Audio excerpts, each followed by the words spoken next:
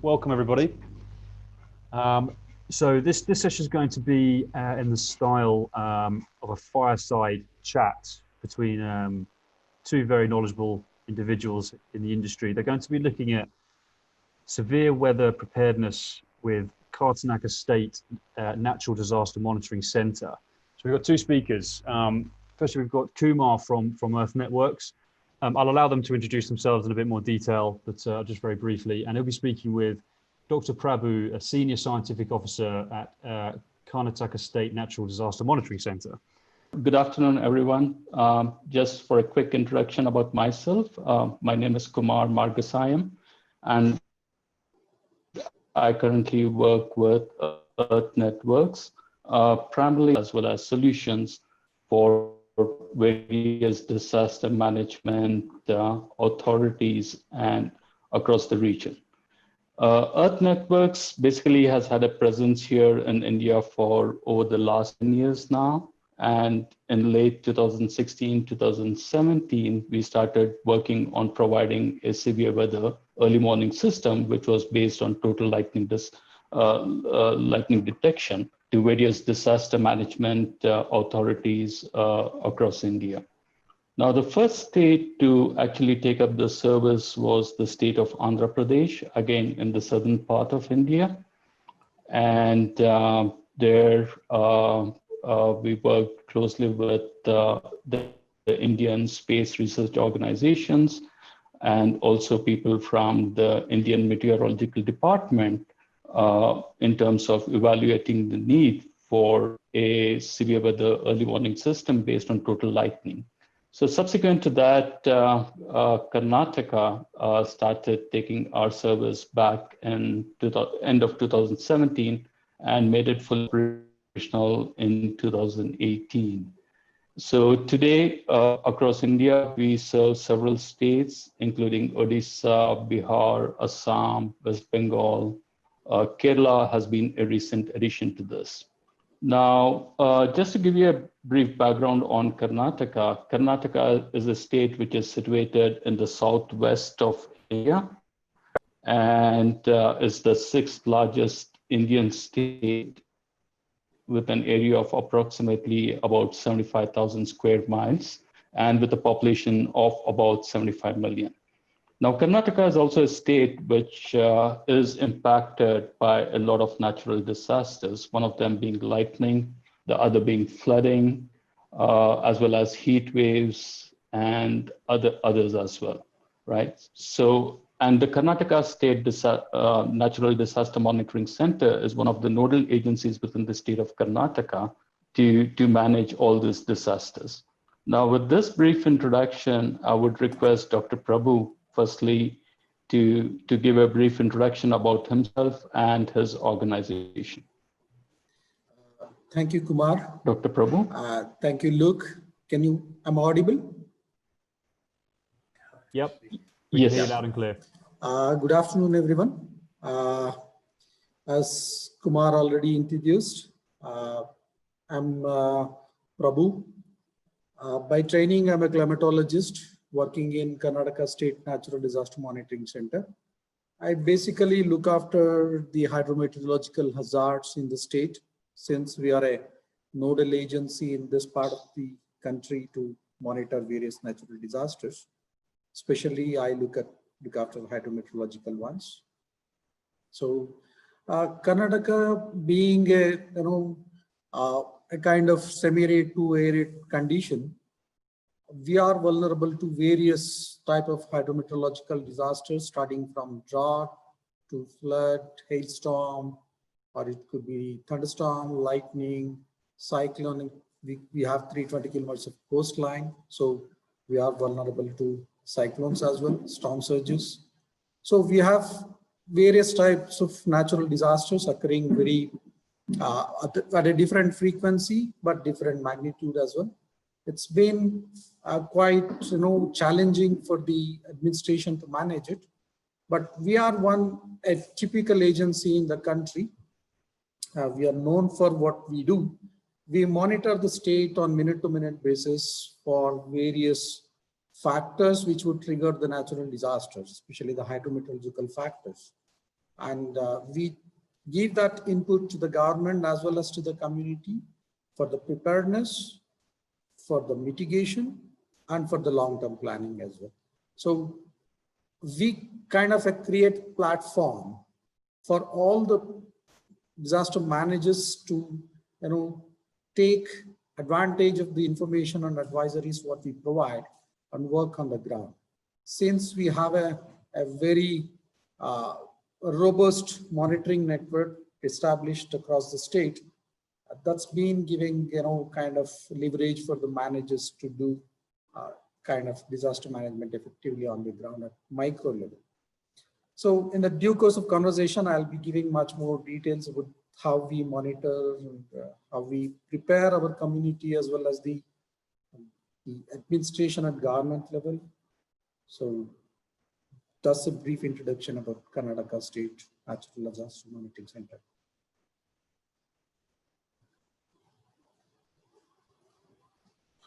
Over to you, Kumar.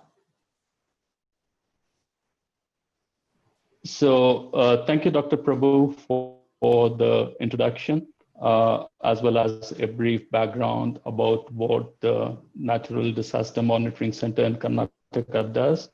That's been quite helpful. Now, you did mention lightning as well as thunderstorms, and I guess I wanted to ask you a question as to, is the impact caused due to lightning and thunderstorms one of the reasons which prompted Karnataka to seek a lightning early warning system? So if you can, for the sake of the audience, give a brief idea as to why this came up, that'll be helpful. Yeah, if you look at the data, the casualties because of the lightning strikes, both in terms of life, of human life, livestock, or even the property. Just the human life, we have been across the country, we have been losing about 2,500 people every year. More so in Karnataka, like we have been losing about 100 lives every year in the past. And that's a lot. Just because of the lightning strike, some simple solution which we wanted to convey to the people so that they can save their lives, livestock. And that is the background with which we wanted to establish a mechanism to monitor the probable lightning strike and identify the vulnerable areas, communicate to the vulnerable community as early as possible, much in advance, so that they can take precautionary measures. Very simple thing, what we noticed, look at the community which were losing their lives. It's most of them are farming community, who are working in the field. They look at the thunderstorm coming, the thick clouds coming, dark clouds. They just go and take shelter beneath a high canopy tree. They become much more vulnerable. It's not only them, they take their livestock as well. So that also added to that vulnerable community. So they did not know they are going to be hit by a lightning. And that is where we wanted to come in. We just tell them, yes, the thunderstorm is coming, the lightning is coming, what to do or not to do. That's what we want to do, and we are doing with the help of Earth Network. We have installed a network of about 11 sensors covering the entire state, which is providing data to us. We can see, we can visualize through the whatever the data provided by the Earth Network. We monitor, we create the polygon, and we identify the villages which comes under that the thunderstorm shadow, where the probable lightning strike would be there. So we directly communicate to the public and the officers of those villages. Okay. About half an hour in advance, or sometimes even 40 minutes in advance. We don't call it as a forecast because it has a very limited lead time. We just understand. It's an early warning, which is helping us to minimize the casualties. Right. So thank you, Dr. Prabhu, for that perspective. Now, now hopefully the audience also understands as to where the need is taken to put together a severe weather early warning system, which is based on total lightning for the alerts to go out. Now, do you have some statistics which you can potentially share in terms of since the time that you started early to mid 2018 till now, how effective has it been in terms of saving lives? And then I have a few other questions, primarily on the dissemination, which I'll probably ask you a little bit ahead of later. Yeah, if we look at the statistics in the last 2 years, post the network came into effect, the loss of life has come down. I would say, I mean, it would not be correct for me to say it's entirely because of the network and the alert, early warning, whatever we have been providing. But on the parallelly, what we are doing is we are creating awareness in the community, like what does this early warning means to you and how you have to follow it. So coupled with this technological tool, as well as the awareness program going hand in hand, I think we are pretty good in a good position. We are minimizing the losses. Of course, the property loss, we are not able to do anything to it. That's little difficult. But in terms of loss of life, yes, it has been reducing over the years. We have just crossed 2 pre-monsoon seasons. That is when most of this lightning strike takes place in our area. Right. But it's effective on the ground relatively, yes.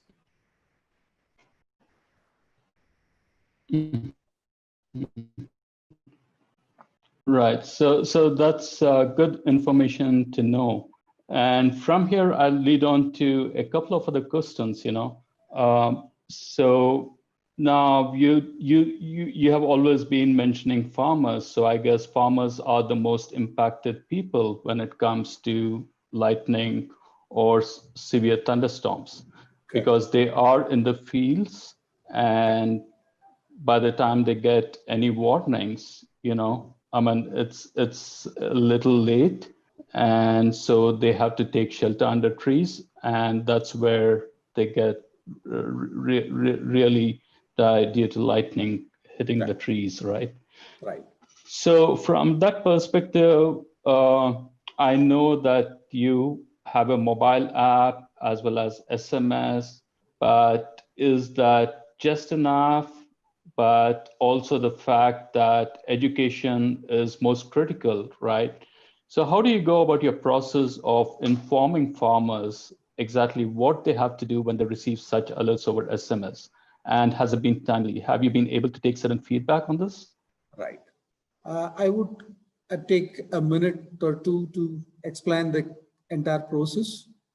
The moment we get the data from our network, the sensors, whatever been installed with the help Yes. of Earth network, we get the spheric maps. From that data, we draw the polygons, as I already mentioned, which are the villages coming under that thunderstorm, the polygon. Once we get it, we have the list of, we have a database of farmers and officers in our database. Immediately, an SMS, alert goes in the form of SMS to their mobile phones in the regional language in simple terms, just 2 lines. You are under the, lightning strike is probable in this area in the next 30 minutes. And what you have to do. The do's and don'ts are also part of that, SMS. We just tell them, you would be surprised to know, we just tell them even if you are in open area, just sit down. Just go on your foot and sit down. Close your ears and eyes, sit down. Nothing else to do.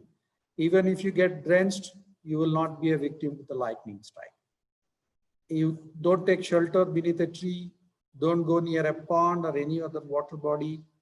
Don't stand outside a pump house or whatever, or high tension wire. This is one part. The second mode of communicating the same information is through a mobile app. This, you can switch on the mobile app wherever you are with respect to that latitude, longitude, geographical position. You will be, the app will tell you how vulnerable you are with respect to lightning strike in the next 30 minutes. It puts concentric ring around you with 1 kilometer, 3 kilometers and 5 kilometers like that. So if you are in a 1 kilometer, the lightning probability is there within a kilometer. That will caution with a red mark and ask you to take certain precautionary measures. If you are in 3 kilometer zone, certain cautions are given. This kind of do's and don'ts and early warning, everything also goes through this mobile app, which is called CDLU. It is one of its kind. We shown the way how it can be done. Now, even at different state level agencies or even Government of India agency also has started this kind of activity. But we showed the way. We are proud to say that we showed the way. Now Damini is there with Government of India has started Damini, but CDLU app, we are proud that we created that and people are using it. We have we are getting good feedback. It's not only for rural population. If you are anywhere in Bangalore city, next time if you come, I request you to download CDLU app. It will tell you not only the lightning in that surrounding, also it connects to another app, urban flood management app. So there are a lot of information through one app we are providing for the urban population as well. Okay. The other part of your question was how important educating the people in this direction.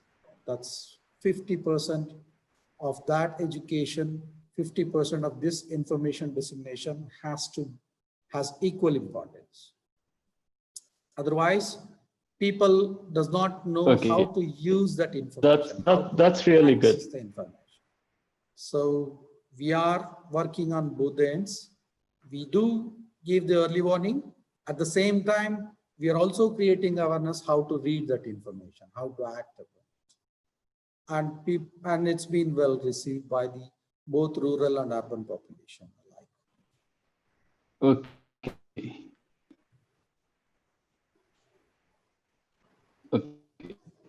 So that's wonderful, Dr. Prabhu. So quickly, in the interest of time also, since we have just about 10 minutes, and I'm sure there must be also some questions from the audience, which we would have to take up. So another thing I wanted to also check with you is how effective has been your call center? I do understand that you have a 24/7 call center. So sometimes when these alerts go out to the public, do people call in and ask about the alert, or ask for in terms of is it safe now, or what needs to be done since they received these alerts, especially the dangerous thunderstorm alerts, right, which go out at least about 45 minutes in. Right.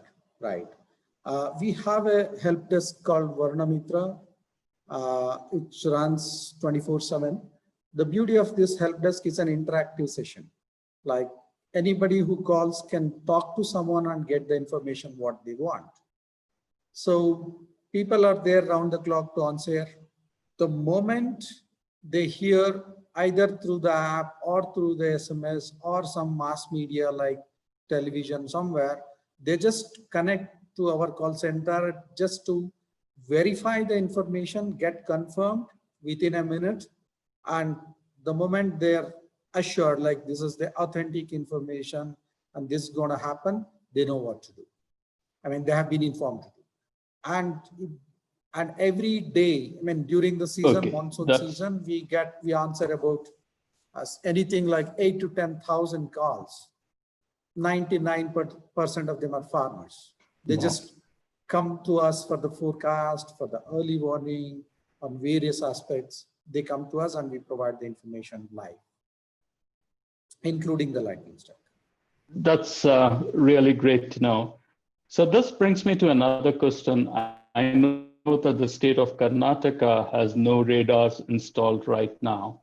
Right. And I'm sure you must be using the Earth Network's capability, which is called PulseRad, right? Which is the proxy radar. Yep. So from that perspective, if you have used that, how effective has PulseRad been in terms of predicting potential precipitations, when these severe thunderstorms happen? So how good has it been? What's your experience? Yeah, PulseRad data we have been using, it's helping us, especially when we have, as I mentioned, the pre-monsoon season and the early monsoon season. Yes, when precipitation monitoring and all. Yes, you rightly mentioned, we don't have any Doppler weather radars yet, but we do have it in plan. We want to install it very soon in Karnataka, about C-band solid state weather radars, probably covering all the entire state. But right now, yes, PulseRad data is helping us to monitor the precipitation, this DTAs. Yes, it's been helping pretty good. In the absence of Doppler weather radar, yes, it's giving a lot of support to us.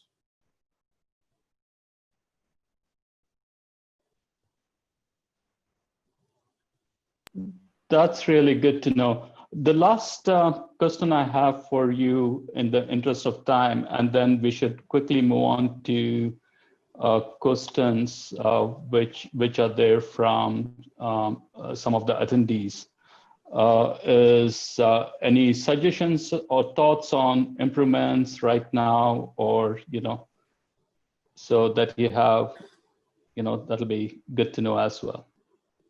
Yeah, I mean, like as I mentioned, like we have passed 2 seasons after the network has been installed, and we have been improving year by year with the experience, whatever we have got from the ground, whatever we hear from the people.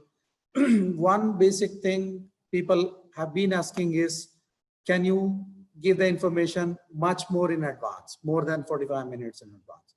That's a matter of research. I'm sure I know how difficult it is to give that, but there's nothing wrong to say, yes, of course, we have to attempt in that direction, provide the early warning in an hour or 2 basis. And also this is the season when this hailstorm events occurs most probably in these areas. So something in that direction also we have to work, add something to it. That will be much more helpful. Right. For the managers. Yes. Dr. Prabhu, sorry to interrupt you, but I think we have some questions, so from the audience, maybe Luke or Mike could help with that. So. Yeah, sure thing. Let me just come to cover my camera. Yeah, I can go through some questions there that we've had come in. I'll sort of pose them to both of you, and whoever wants to answer, feel free to do so. First question from Ashis. What is the scientific basis for early warning in the center? You may have answered that already, but do you want to take that, Dr. Prabhu? Yeah, my take on that is, Andrew, hi. That's your question. I see Benedict also answering on the same there's direction. two questions there, yeah. So I'll put them into the accepted so everybody can see. My feeling in that is, yes, palm trees, since they have a very high canopy, they work as a lightning arresters. But if people are there in that, in that yard, beneath those trees, they become vulnerable. Those trees, yes, they can arrest, they can connect to the ground, but if there are people around that or the livestock around it will be vulnerable. So the best thing is avoid any kind of high canopy trees, whether it is palm or otherwise. It's always good to be away from them, under their shadow. That's the best thing to do, I feel. Makes sense. Makes sense. Dr. Prabhu, do you want to jump into the accepted Q&A questions and see which one, because we've got about 3 minutes left, and see if there's one that's particularly interesting to the viewers. For example, there's a couple from Upal Saha. And Andrew has all. And Andrew has a question. Yeah. His question was about the palm trees. Can I answer it orally? Is Andrew can hear me answering this? Yep, absolutely. Yeah, I mean, of course, Karnataka is planting palm trees, but not for diverting the lightning at all. No, I don't think they have any clue that they can work in that way. But they are, since it's a commercial crop, commercial plant, they are just planting them to extract some whatever produce they can get it from. Otherwise, I don't think they are doing it for arresting the lightning. There's an interesting question from Upal Saha, who was mentioning about whether the center is thinking of sharing data for research and development purposes. Yeah, Upal, yes, we do share data for the R&D purposes. We do provide, but the only thing is you'll have to mention what is the kind of R&D work you want to take and what is the probable outcome of it. If you can share us, certainly we can provide. Many times what happens is people want just, since we have every 15 minutes data, they just want data for the sake of it. You just mention for what purpose you want to take it. Certainly we are there to share that. Perfect. We just had one come in before we finish from Sophia. I think she's from Plymouth State University, talking about social media. Has it been effective in helping early warning messaging in your experience, Dr. Prabhu? Yeah. Yes, of course, social media has been a big support for us. We are there on Facebook, Twitter, WhatsApp group, and we have been developing apps and providing the information on that. The only problem with that is the rural folks will not be able to, understand much of it if it is there in English. To counter that, what we do is most of this, even on these social media platforms, we provide the information in the local language to make it easily, they can comprehend the information and use it. Yes, they are helping in a big way, much better than the mass media. What happens in the mass media, it's for a larger area. The resolution is very coarse. But in here, it can be very specific, very customized information we can pass on through the social media. Yes, we are doing that. It's helping us. Interesting. I want to offer you both sort of 30 seconds or a minute just to kind of any closing statements, perhaps Kumar, if you had something you wanted to sort of close off with, and then followed by Dr. Prabhu. No, I think it's good. So seeing that Karnataka has been successful, I'm sure they are setting the trend also for other states to embark on this lightning early warning system that we have. And yeah, I mean, that potentially helps reduce deaths, across the nation. Yeah, I thank for the audience or the organizers as well. But as a concluding remark, I just want to say technology at its place, we can always exploit the benefit of it. At the same time, the communicating it to the end users in a very simple manner, that makes a lot of sense. Otherwise, whatever technology we use, we develop information and advisories, unless in time it is taken to the end users, it's of no use. So at that end also, for the dissemination of information also, we have to give equal importance. Then only we will be successful. And that is the key to this date. KSNDMC is relatively successful compared to other states because we give importance to dissemination information and get the feedback. Yeah, absolutely, absolutely. Yeah. Very, very, very interesting, both of you. Thank you so much for your time there. I think it was a very interesting case, and I'm sure people took a lot away from that.